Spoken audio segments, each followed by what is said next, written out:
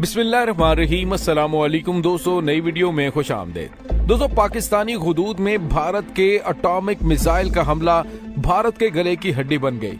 पाकिस्तान ने ऐसा कदम उठा लिया कि भारत सख्ते में आ गया। भारतीय मिसाइलों पर पाबंदी। पाकिस्तान और चीन मिलकर क्या करने जा रहे हैं, वीडियो की तफसील में जाने से पहले आप देख रहे हैं हकीकत की दुनिया डॉक्टर अली के साथ। हमारा चैनल सब्सक्राइब करके घंटी के निशान को दबाना मत भूलिएगा। प्लीज वीडियो को ज्यादा से ज्यादा फेसबुक, व्हाट्सएप और सोशल मीडिया पर शेयर जरूर करें। शेयर और लाइक करने के साथ साथ कमेंट बॉक्स में पाक फौज जिंदाबाद, पाकिस्तान पाइंदाबाद और पाकिस्तान के गुमनाम हीरोज को सलाम का नारा कमेंट जरूर कीजिएगा। दोस्तों, भारत की जानिब से दानिस्ता या नादानिस्ता तौर पर पाकिस्तानी फिजाई हुदूद में मिसाइल हमला उसकी संगीन तरीन गलती बन गई। पाकिस्तान उसे देने जा रहा है ऐसा करारा जवाब कि जिसे भारत की 7 पुश्तें भी याद रखेंगी।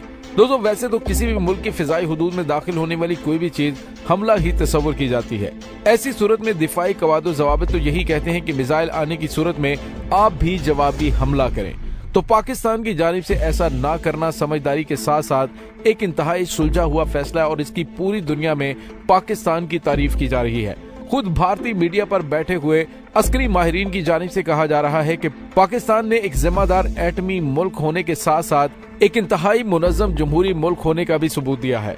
इंडिया की अस्करी मैगजीन फोर्स के एडिटर प्रवीण सोनी ने कहा कि इस किस्म की बात करना कि दोनों ममालिक जोहरी हथियारों से लैस है और इसका इस्तेमाल कर सकते हैं, ये गैर जिम्मेदाराना बयान है और इससे मजीद दहशत फैलने और झगड़े को तूल देने की कोशिश की जा रही है।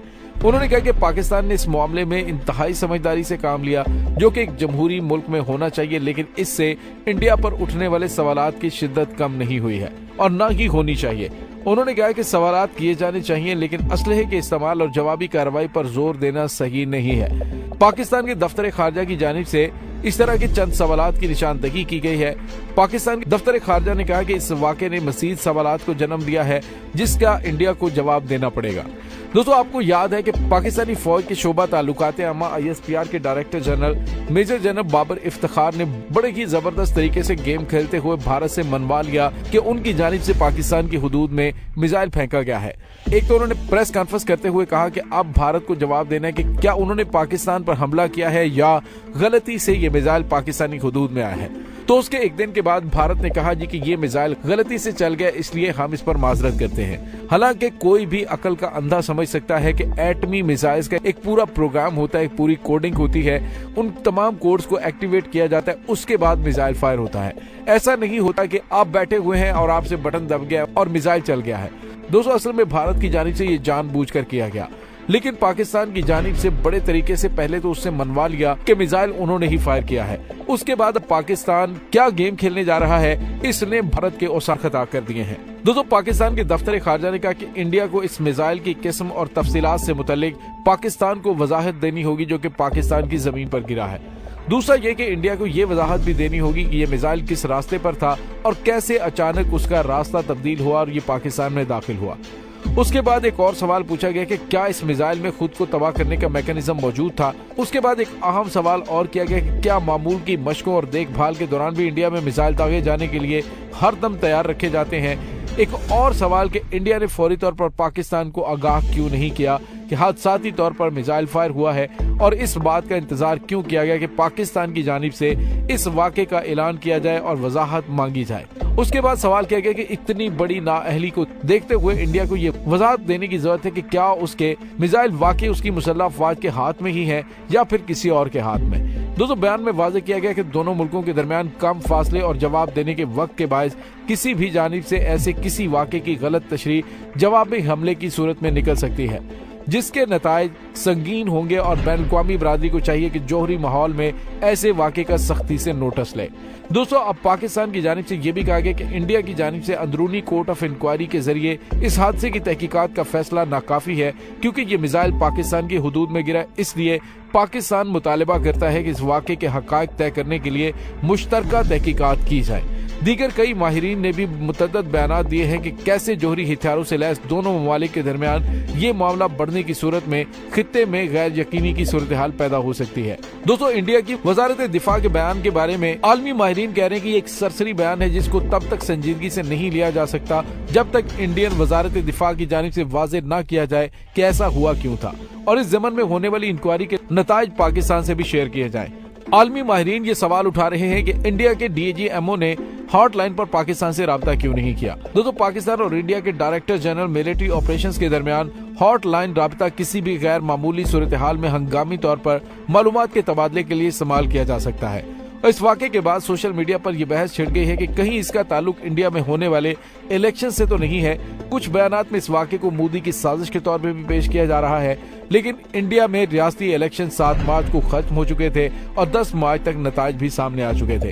دوستو، ہو سکتا ہے کہ بیک ڈور یا غیر رسمی طور پر پاکستان کو بتایا گیا ہو، لیکن اگر ایسا ہوا بھی تو انڈین وزارت دفاع کو صاف الفاظ میں بتانا چاہیے تھا۔ دوستو، پچھلے 17 برسوں میں انڈیا اور پاکستان کے درمیان 6 بڑے تنازعات چھڑے ہیں جن کو بات چیت اور بین الاقوامی مداخلت کے بعد ختم کیا گیا۔ ان واقعات کے تناظر میں میزائل کا حادثاتی طور پر لانچ ہونے کے بیانات کو دونوں ملکوں میں ماہرین تشویش سے دیکھ رہے ہیں، جبکہ دونوں ممالک کے درمیان جوہری ہتھیاروں کے معاہدوں کو شیئر کرنے کے بارے میں بھی سوالات کیے جا رہے ہیں۔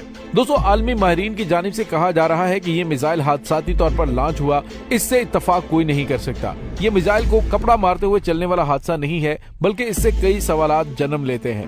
انہوں نے کہا کہ اس کا تعلق صرف اس بات سے نہیں کہ صفائی کرتے ہوئے بٹن دب گیا اور میزائل چل گیا، اس کا تعلق صرف تکنیکی باتوں سے نہیں ہے، اس کا تعلق کمانڈ اینڈ کنٹرول نظام سے بھی ہے۔ یہ میزائل کس کے کنٹرول میں ہے؟ کیا جس آفیسر کے ماتحت یہ میزائل تھے ان کے یا ان کی ٹیم کے خلاف کوئی کارروائی کی گئی؟ اجازت کون دیتا ہے کہ میزائل لانچ کر دیں؟ اس بات کا جواب ضروری ہے کیونکہ یہ بہت حساس معاملہ ہے۔ اگر انڈیا کے میزائل نظام اور جوہری پروگرام کو دیکھا جائے تو یوں لگتا ہے کہ جیسے یہ نظام محتاط اور محفوظ طریقے سے نہیں چلایا جا رہا، اور بین الاقوامی سطح پر بھی اس واقعے کی اور انڈیا کے جوہری ہتھیاروں اور میزائلوں کو سنبھالنے کے نظام پر تفتیش ہونی چاہیے تاکہ جو سوالات اٹھائے جا رہے ہیں ان کا جواب مل سکے۔ دوستو، انڈیا میں ایسے واقعات پہلے بھی ہوئے ہیں جس کے بعد دفاعی صلاحیتوں پر سوالات اٹھے ہیں۔ انڈین آبدوز یعنی سب میرین اریحانت کے بارے میں 2018 میں انڈین اخبار دی ہندو میں خبر دی گئی تھی کہ غلطی سے ہیچ کھلا رہ جانے کی وجہ سے جوہری نظام سے چلنے والی آبدوز میں سمندری پانی آ گیا تھا۔